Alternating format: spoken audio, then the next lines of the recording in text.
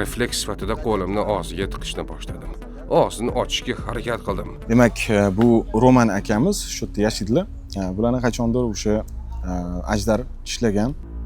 O'sha payti men o'rmonda asal qidirayotgandim. Daraxt tepasida asal ko'rib qoldim. Men daraxtga qarab turgan paytda u to'satdan menga qarab yugurdi. Yugurib ketarkanman, men 3-4 qadamda kichik daraxtga urilib yiqilib tushdim. Yiqilganimdan so'ng orqamga qaradim. Komodo allaqachon tishlashga ulgurgandi. Undan qutulishga harakat qildim. Shu paytda men pichoqni oldim, o'zimni qutqarish uchun pichoqni olib Komodani urishga tushdim. Komoda men unga xavf tug'dirayotganimni his qildi va qo'limni qo'yib yubordi. Lekin keyin yana mening boshqa oyog'imni tishlashni boshladi. Oyog'imni tishlab turgan paytda refleks sifatida qo'limni og'ziga tiqishni boshladim.